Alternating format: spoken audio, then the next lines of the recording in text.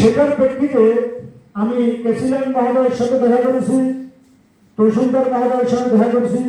আমি সেখান থেকে গ্যাজেট নিয়েছি, খতিয়ান নিয়েছি এবং চার্জশিট নিয়েছি। চার্জশিট নেওয়ার পরে নোয়াখালী প্রতিবন্ধী উন্নয়ন সংস্থার জন্য আমি 23% জমি বরাদ্দর আবেদন দিয়েছি স্যারের কাছে আরো 1 মাস আগে। আর আজকে আমার এটা জাতীয় দৃষ্টি প্রতিবন্ধী সংস্থা, এখানে বাংলাদেশের 64টা জেলার 64টা শাখা অফিস আছে। ওই শাখাগুলোর নিয়ন্ত্রণের কেন্দ্রীয় কার্যালয়। তো আমি এই জেলা শাখার আমি সাধারণ সম্পাদক পদে আমি দায়িত্ব আছি। আজকে আমি এই দৃষ্টি প্রতিবন্ধী ব্যক্তিদের অফিস পরিচালনার জন্য আমি জেলা প্রশাসক মহোদয়ের 1 নং খতিয়ান থেকে 28 জমি আমি অফিস পরিচালনার জন্য এবং দাপ্তরিক কাজ রিসোর্স সেন্টার পরিচালনার জন্য আমি 28 জমি চেয়েছি। আমি একটু আগে রিসেপশনে কাগজ জমা দিয়েছি। 4কে আমি 1 কপি ফটোকপি দিব। 4 অবশ্যই অগ্রাধিকার ভিত্তিক আমাদের এই জিনিসটা আপনি যাওয়ার আগে 7 নম্বর দিয়া যেন আমরা জায়গাটা পাইতে পারি, আপনি একটু দয়া করে সেই ব্যবস্থা করে যাবেন। এবং আমি ঢাকা সচিবালয়ে যাওয়ার পরেও আমি আপনার সাথে দেখা করবো স্যার, এবং আপনার নাম্বার দিব।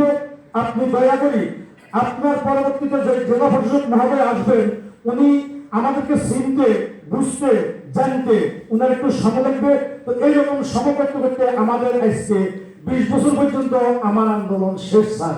তো দয়া করি আপনার থাকা অবস্থা আজকে যেটা দিয়েছি স্যার, এই জিনিসটা দেখবেন। আর আরো কিছু 1 নম্বর খতিয়ানে জমি আছে, সেই জমিগুলো আপনার 1 নম্বর খতিয়ানে আমার কাছে সার্চিং আছে, কাগজ আছে। যদি দৃষ্টি প্রতিবন্ধী ব্যক্তিদের মাঝে আপনার বিনামূল্যে বিতরণ করা যায়, তাহলে আমি ওই দৃষ্টি প্রতিবন্ধীদের মাঝে আমি সেই আবেদন করব। আর জেলা পরিষদ পুলিশ সুপার মহোদয়ের দৃষ্টি আকর্ষণ করে বলি, আইন শৃঙ্খলা প্রতিবন্ধী ব্যক্তিদের মামলা মোকদ্দমা, আপনার যোগ জবরদস্তি, জায়গা জমি অনেকগুলো সমস্যা আছে। তো আমাদের আগে যে পুলিশ সুপার মহোদয় ছিলেন, আমি এখন আপনার সাথে এখনো পরিচয় হয়নি, আপনার নামও আমি জানি নাই। আপনার সাথে আমি দেখা করব। আমাদেরকে আপনার দপ্তর থেকে যতটুকু সম্ভব আপনি সর্বাত্মক সহযোগিতা করবেন। এবং শ্রমিক ছাত্র মহোদয় দৃষ্টি আকর্ষণ করে বলে, আমাদের যে প্রতিবন্ধী জরিপগুলো হয়, যে এই জরিপগুলা নোয়াখালী জেলা পরিষদ উপজেলা স্বাস্থ্য পরিকল্পনা কেন্দ্রে সেখানে যে প্রতিবন্ধীটা চিহ্নিতকরণ হয়, তো উনি যে ডাক্তার সাহেব আছে, উনি অনেকগুলা প্রতিবন্ধীকে এখানে শ্রমিক ছাত্র কার্যালয়ে প্রেরণ করেন। সেখান থেকে মেডিকেল যান, মেডিকেল বোর্ড বসা, এরপরে 99% প্রতিবন্ধী চিহ্নিত হয়, এরা প্রতিবন্ধী। তো যার উনি যদি প্রতিবন্ধিতা চিহ্নিতকরণ নাই পারে, উনাকে দয়া করে একটু চেঞ্জ করে আপনি দেখবেন যেন আমাদের প্রতিবন্ধীরা কষ্ট না পায়। আর দৃষ্টি প্রতিবন্ধী ব্যক্তিদের জন্য সারা বাংলাদেশের প্রতিটা দিবসে তাদের জন্য যে কোনো একটা উপহার দেওয়া হয়। কোনো উপহার দেওয়া হয়, আজকে এই দিবসে আমরা অল্প সংখ্যক লোক 1000 টাকা করে তাদেরকে টাকা দেওয়া হয় এবং তাদেরকে একটা উপহার দেওয়া হয়। তারা যেন সন্তুষ্ট চিত্তে বাড়িতে যেতে পারে এবং তাদের বড় ছেলে মেয়ের কাছে তারা বলতে পারে, আমরা আজকে এই দিবসে গিয়েছি, আমাদেরকে স্যার এটা দিয়েছে। তো সামনে দয়া করে দেখবেন যেন দৃষ্টি প্রতিবন্ধীদেরকে প্রতিটা দিবসে যেন কোনো একটা উপহার দেওয়া যায়। আমি আমার বক্তব্য আমি দীর্ঘায়িত করবো না। অবশিষ্টে যারা আপনার এখানে আছেন, ওনাদের বক্তব্য শুনবো এবং বুঝবো। আমি বর্তমানে খুবই কৃতজ্ঞ আমার ইশতিয়াক স্যারের প্রতি এবং সাফায়েত স্যারের প্রতি। দুজনে আমার মনের মতো লোক পাইছি এবং আমার সংগঠনের জন্য ওনারা খুবই সহানুভূতিশীল। কিন্তু এখন শেষ অবস্থা ইশতিয়াক স্যারকে বিধি দেওয়া লাগে না, আমার একটা বাহু ভাঙিয়ে দিতেছে। সাফায়েত স্যারকেও কখন হারে সেটা বলা যায় না। যাক, সর্বশেষ প্রয়ানের মাধ্যমে যে শেষ আয়াতটুকু হচ্ছে বিসমিল্লাহির রহমানির রহিম, কালামান কাতিবিনা ইয়ালামুনা মা তাফআলুন ইন্নাল আবরারা লাফি নাঈম ওয়া ইন্নাল ফুজ্জারা লাফি জাহিম। আমি আল্লাহ বলতেছে, আমি তোমাদের দিকে দুজন ফেরেশতা নিয়োগ করে দিয়েছি, তাদের নাম কিরামান কাতিবিন। তোমরা যাহাই করো তাহাই তারা লিখবে, চাই তোমরা ভালো করো চাই তোমরা খারাপ করো, তোমাদের প্রতি কোনো জুলুম করা হবে না। আমি চেষ্টা করি, আমি 2টা সংগঠন চালাই।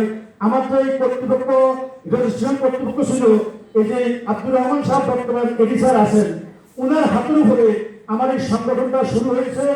আমাকে 2 বছর পর্যন্ত ঘুরেছে বিডি হারুন স্যার, মানে আমি দৃষ্টি প্রতিবন্ধী হইয়া আমি একটা জেলা কন্ট্রোল করতে পারব কিনা এবং আমার রেজিস্ট্রেশন টিকবে কিনা, তখন আমাকে একটা উপজেলা দিতে থাকে। আমি 2 বছর আমাকে পরীক্ষা করার পরে ইনশাল্লাহ আমি সাকসেস। আজ পর্যন্ত আমার সংগঠন টিকে আছে। অনেক সংগঠন রেজিস্ট্রেশন চলে গেছে, অনেক কেন্দ্রীয় সংগঠন নাই, জেলা সংগঠন নাই, উপজেলা সংগঠন নাই। আমি যদিও দৃষ্টি প্রতিবন্ধী হয়ে থাকি, আমি আমাকে দৃষ্টি প্রতিবন্ধী আমি মনে করি না। আমি মনে করি আমি সৃষ্টির সেরা দিক, আমাকে ভালো ভালো কাজ করতে হবে।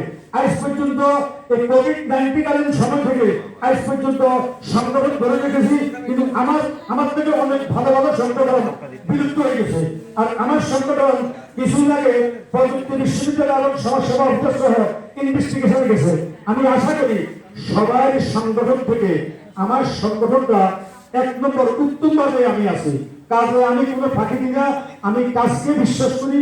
তো আমরা প্রতিবন্ধী যদিও দৃষ্টি প্রতিবন্ধী হই, প্রথম আমাদের জন্য একটা কথা ছিল আমরা দৃষ্টি প্রতিবন্ধীরা আসলে কোনো কাজ করতে পারবো না। আমরা যদিও দৃষ্টি প্রতিবন্ধী হই, আমাদের মনের চোখ এবং আমাদের বিবেক বুদ্ধি ইনশাআল্লাহ আল্লাহ পাক কোনো অংশে কম দেয় নাই। আমরা সকল থেকে দৃষ্টি প্রতিবন্ধী এবং প্রতিবন্ধী আমরা ভিক্ষা পছন্দ করি না। কারণ দয়া করুণা দান দাক্ষিণা, করুণা দয়া দান দাক্ষিণা এটার উপরে বেশি দিন নির্ভর করা যায় না। যদি আমার ভয়ে আমি না দাঁড়াইতে পারি, আমি স্বাবলম্বী না হতে পারি, আরেকজনে আমাকে কখনো স্বাবলম্বী করতে পারে না। এই হিসাবে আমি দীর্ঘদিন পর্যন্ত আপনার নিকটে আমার আকুল আবেদন ছিল আমার অফিসের জন্য। আমি শেষবারের জন্য আকুল আবেদন জেলা পরিষদ মহোদয়ের নিকট, আশা করি আপনার টেবিলে কিছুক্ষণ পরে রিসেপশন থেকে ঘুরে আসবে, আপনি আমার ফাইলটা দেখবেন। আমি গঠনতন্ত্র দিয়েছি এবং 554 জন আমি দৃষ্টি প্রতিবন্ধীর তালিকা দিয়েছি এবং আর স্বীকৃতি কপি দিয়েছি, পেয়ারে দিয়েছি। দেওয়ার পরে আপনাকে এখন আমি একটা কপি দিব, তখন ছাড়া আপনি বুঝবেন।